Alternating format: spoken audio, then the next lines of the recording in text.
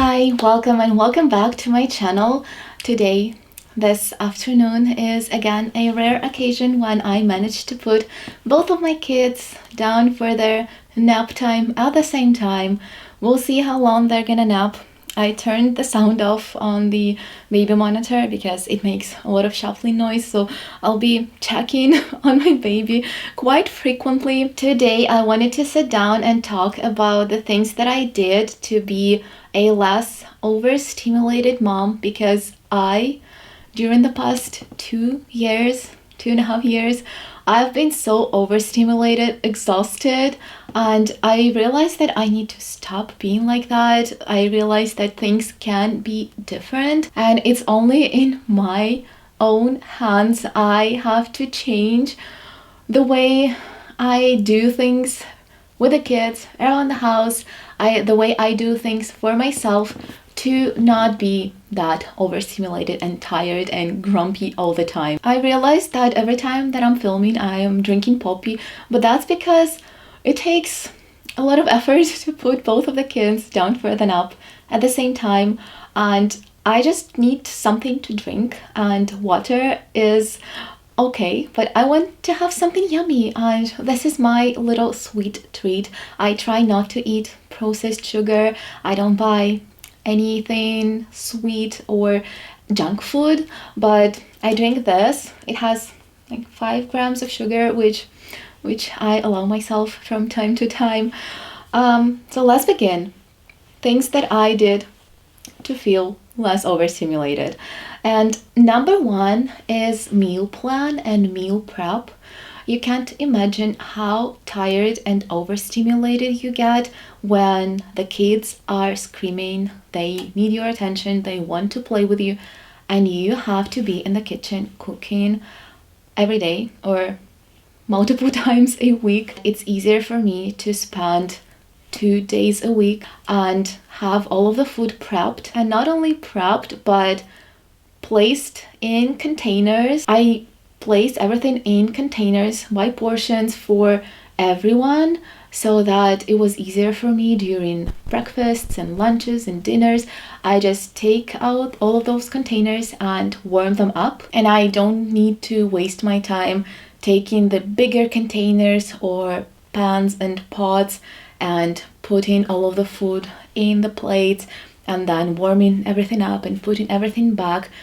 You might think that it's not that hard, but I noticed a huge difference when everything is already placed by portions and I just need to warm it up. Also, meal prepping means I don't need to clean up my kitchen that much every day.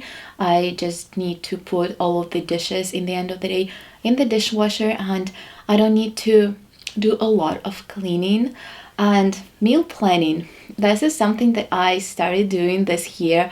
I have a binder with recipes that I liked and that I also wanted to try. I printed them out to not to forget about them, because I used to save all of the recipes on my Instagram, and then of course I forgot about them, or I screenshotted them and I of course forgot about them. I was just deleting them when I needed to have more memory on my iPhone, and now I'm just printing all of the recipes out and I see which ones I liked and want to keep. But meal planning makes it so easy to cook throughout the week. You know which groceries you need to get.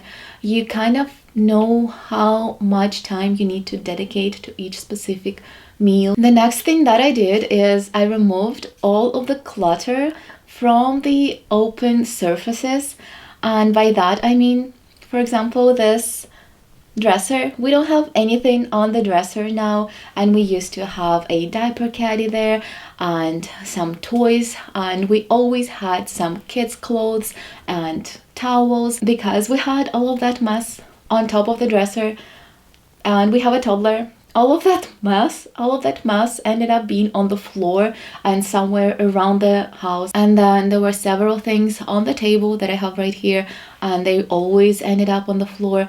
I removed everything from the countertop in the bathroom because my toddler reached such a height that he could reach everything on the countertop, and I kept all of my skincare there and toothpaste, toothbrush, stuff like that. And because he could reach all of those things, they also ended up all over the house. And I was so tired of always saying, don't do that, put it back.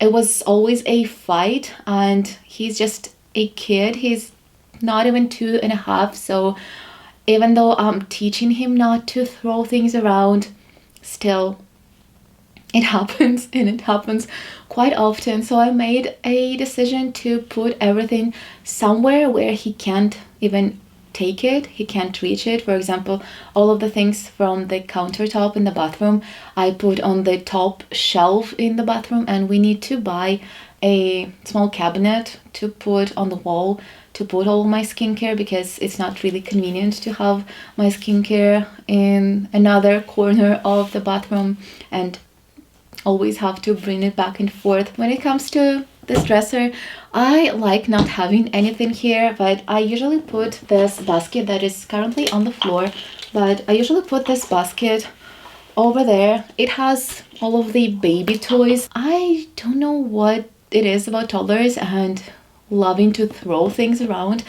I read that it's a developmental stage and they just need to outgrow it. There is not that much you can do other than repeating once again and once again that they're not supposed to throw toys around, that they need to put them back.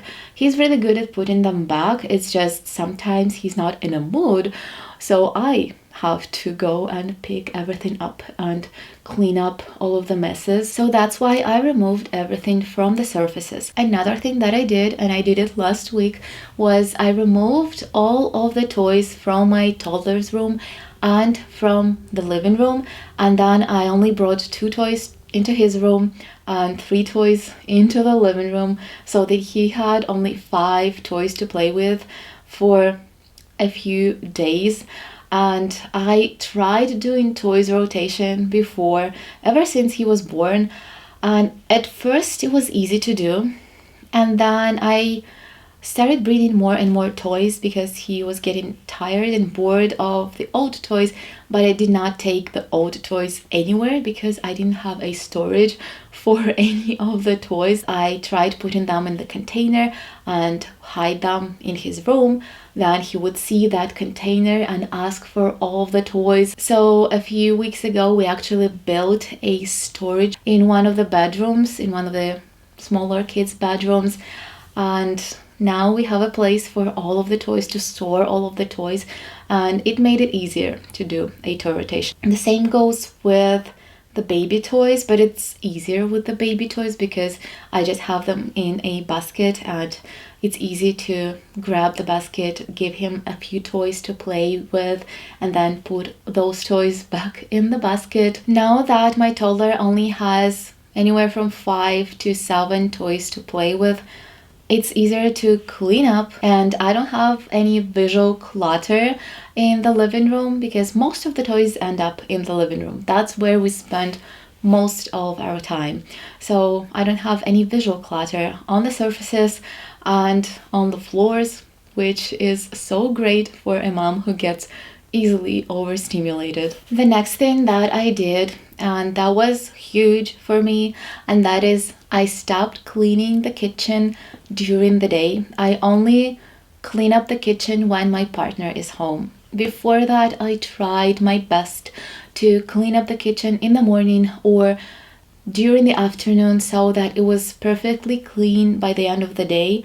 And it made no sense because during the day we had meals, we had snacks, so there was always something. Even if I cleaned up in the morning, there was always something accumulating in the sink, on the countertops, and then if I had to cook, it was a mess again. So it made no sense. I was constantly cleaning and cleaning, and while I was cleaning the kitchen, my kids always wanted me to do something with them, to do an activity with them, and I ended up being so frustrated that I had to do those things in the kitchen while my kids really wanted to spend some time with me. And then when I was with my kids, I felt really guilty. I felt really guilty that I did not clean up the house. But honestly, I realized that if I just let the kitchen go until the end of the day and spend more time with the kids, relaxing with the kids, or doing a fun activity, going outside with the kids, I feel better. I feel as a better mom. I feel more calm. And then when my partner gets home and gets to play with the kids, I can spend those 15 to 20 to 30 minutes in the kitchen cleaning up and not being stressed that I'm leaving my kids without the attention that they need. And I really tried first paying attention to them, giving them some fun activity to do while I'm in the kitchen. And I always ended up being rushed to finish cleaning the kitchen with my toddler standing right next to me and wanting me to join him, or he was asking for something that I was washing and I could not just give him all of the dishes from the kitchen to be again thrown around the living room. So it was always a fight, and it was always really stressful. So that's why I think that for me it's better to wait until my partner is home and only then clean up the kitchen. The next thing that I changed, and it's also about cleaning, I stopped trying to clean one thing a day, and I just dedicate a few hours once a week to cleaning the whole house. And I'll explain what I mean by that.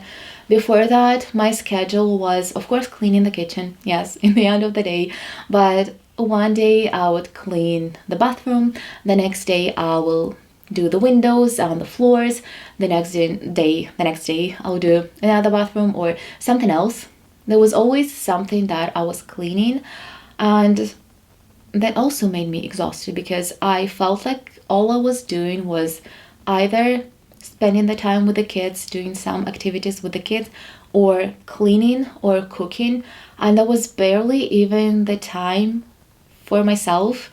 Even when my kids were both asleep, I did not do anything that I enjoyed, anything relaxing.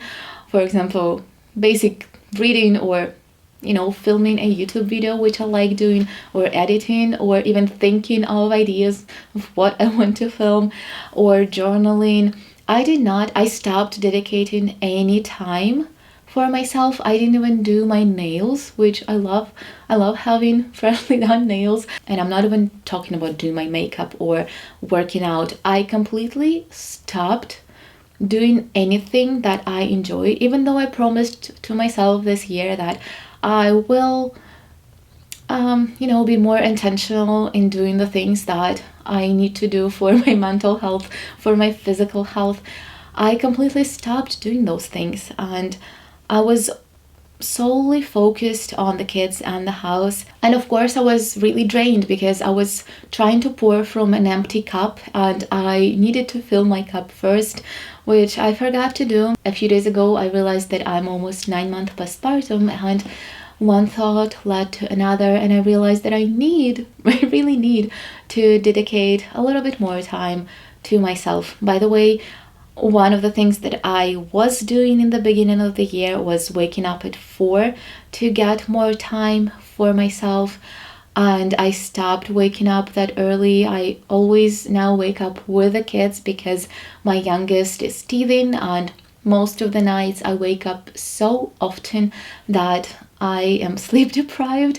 And of course I could technically set an alarm to 4 and push through that sleep deprivation, but it's also not healthy. As far as I remember, a female body needs anywhere from 9 to 10 hours of sleep, and I don't think that I'm getting even 7 hours of sleep. I always get less hours of sleep, and on those days when I pushed through sleep deprivation and I woke up at 5, I was more grumpy. I was by the time it was 12, I was already exhausted, and I just didn't want to do anything, so it just made no sense to wake up that early. I think I got a little bit off topic. Basically, I stopped trying to clean little by little every day, and I dedicate a few hours once a week to cleaning. Usually it's either when I have my relatives come and babysit, and usually I ask them to be outside because I would rather have nobody running around and trying to grab all of the cleaning supplies, and I just need the house to be empty and I can clean the whole house in a few hours. It's a lot quicker than when you have kids running around. And I know how good it is to teach your kids to clean with you, but it takes so much time. We wipe the windows with my toddler. That's an activity that I kept to do with my toddler. Sometimes we vacuum together, only sometimes, because taking the vacuum back from him is, again, it's not that easy. We wipe the countertops together. We do small things, but when I need to do a lot, when I need to clean a lot, I would prefer to do it alone and quicker, and then spend more quality time outdoors with my kid, or do some play-doh activities, do something fun. If you don't have anyone to watch your kids, to be able to clean up, I think turning on a cartoon once a week for a couple of hours is not a bad thing. Another thing that we started doing, and I think that we started doing it because it got warmer, is spending more time outdoors. By more time, I mean we spend half of the day or the whole day in the backyard. First of all, the weather is good, the sun is shining, and you get fresh air, you get vitamin D, and when you see the sunlight, you get in a better mood, and your house stays cleaner because there is no one running around who can make a lot of messes. Also, being outside means you don't really need to think about activities for the kids. We have a water table and a sandbox and also a tiny little garden, so my toddler has plenty of things to do outside, and sometimes I can't even sit down and drink my coffee. Not all the times, because he really loves involving me in all of his activities, but sometimes I get to sit down for a few minutes to drink my coffee, and it's really good for everyone to get outside. If you don't have a backyard or a place next to your house where you can play all day, you can go to a playground. Of course, you will need to drive there, but it's better than sitting home all day. We sometimes do go to a playground or to a playground in a mall for a change of scenery. Being outside really makes a lot of difference. When I see all of the toys scattered around the backyard, I actually don't get as stressed as when I see a lot of toys scattered around the floor in the house. I have no idea why, but I am really unbothered when we're outside. Maybe it's because we can go in the house and I can close the door and I won't see all of those toys lying around the backyard. Another thing that I do, I buy myself cute outfits to wear at home, and that might sound superficial, but I really believe that when you wear a cute outfit, for example, I really like this top. When you wear a cute outfit, you will immediately be in a better mood, and being in a better mood will lead to you being less anxious and overstimulated. Of course, when you did all of the things that I mentioned before. But looking cute and feeling happy, feeling good about yourself will actually make it easier to do everything around the house. I usually thrift all of the things that I wear around the house, and I don't really get that worried about having any stains on those things because they already got a second life before they end up in the landfill. If I buy something brand new and get a stain the next day, that will make me more upset. So all of my brand new clothes I wear outside whenever I go out without the kids, or whenever we go out together to a place where I know I won't get any stains. Next, and that is something that I have no idea about before I heard this information somewhere. Basically, I stopped listening to podcasts and YouTube videos on 2x. Usually I can't listen to anything on the normal speed, and that's the case with all of the podcasts, all of the YouTube videos. Apparently it triggers something in your brain and it adds up to anxiety and being overstimulated. And when I was doing anything around the house, I always had an earphone in one of my ears, listening to a podcast or a YouTube video, and it was always on 2x speed, and no wonder why I am so overstimulated and anxious. Another thing that they say you should stop using is caffeine. You should stop drinking coffee because it adds to more anxiety. I cannot stop drinking coffee, but I did all of the things that I just mentioned, and I stopped being as anxious, I stopped being as overstimulated. So I don't think I will stop drinking coffee. Coffee will be the last thing that I will cut out of my life. Okay, I had to go and get my baby because he woke up. I hoped that I would have 40 minutes or maybe even an hour, and I only ended up having half an hour, which, okay, is fine. I only have one thing left. Another thing to eliminate the sounds that I started doing.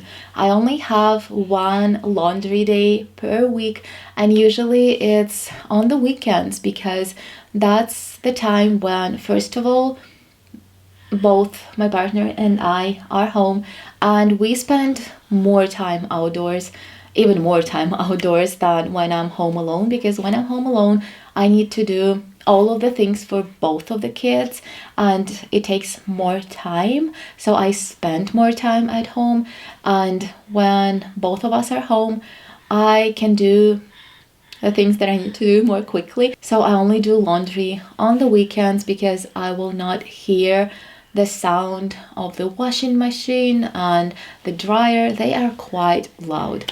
Another thing that is loud is a dishwasher, and I only turn on the dishwasher in the evening when we do bath time with the kids, and then bedtime. It takes a few hours, so by the time we finish putting the kids down for the nighttime, for bedtime, the dishwasher is already done and we have clean dishes.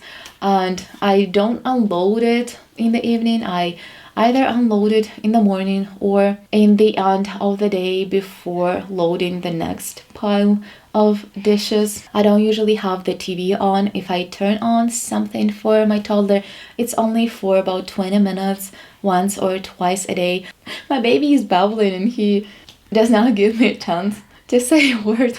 I usually turn on the cartoons for my toddler when I need to put my baby down for the nap, and I don't want my toddler to be banging on the door because he wants to play with us. And eliminating most of the loud sounds and noises made it really easier for me to stay calm. Okay, that's gonna be it for today's I did this and he started clapping.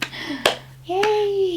That's gonna be it for today's video. I need to get back to my kids. I really hope that it was helpful. Thank you so much for watching this video, and I'll see you in my next one. Bye!